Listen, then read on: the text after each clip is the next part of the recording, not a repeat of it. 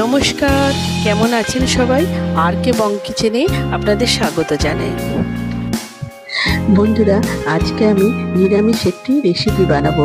শুধুমাত্র এই একটি উপকরণ দিয়ে কুমড়োর এই রেসিপিটা বানাবো। যে কুমড়ো খায় না সেও আঙুল চেটে খাবে।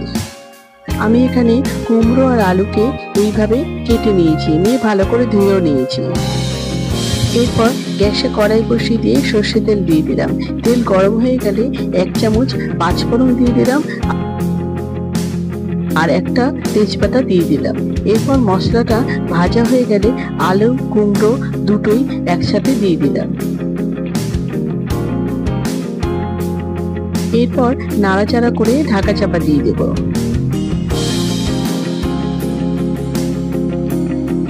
এরপর দেখুন আলু কুমড়ো ভাজা হয়ে গেছে। এরপর সামান্য পরিমাণ হলুদ দিয়ে দিলাম আর পরিমাণ মতো নুন দিয়ে নাড়াচাড়া করে এরপর কয়েকটা কাঁচা লঙ্কা ছেড়ে দিলাম। ঝালটা আপনারা যেরকম খাবেন সেই অনুযায়ী দিয়ে দেবেন।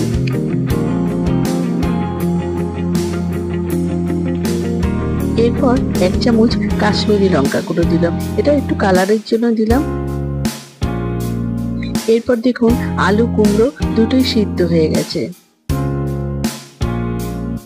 এরপরে কিছুটা পরিমাণ হিং দিয়ে দিলাম। আমার ভিডিও যদি আপনাদের ভালো লাগে তাহলে লাইক, শেয়ার অ্যান্ড সাবস্ক্রাইব করবেন। নাড়াচাড়া করে অল্প পরিমাণ জল দিয়ে দিলাম, একটু মাখো মাখো হলে খেতে ভালো লাগবে। এরপর ঝোলটা ফুটতে ফুটতে আমি একটা মশলা তৈরি করে নেব।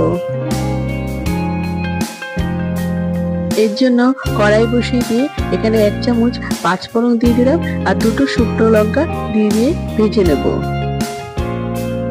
এরপর মশলাটা আমি গুঁড়ো করে নেব। এরপরে সামান্য পরিমাণ চিনি দিয়ে দিলাম, এতে খেতে অনেক বেশি ভালো লাগবে। এরপরে যে মশলাটা গুঁড়ো করে রেখেছিলাম সেটা দিয়ে দিলাম।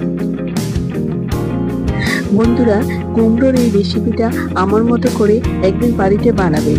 এটা ভাত, রুটি, পরোটা, লুচিতে দারুণ লাগে।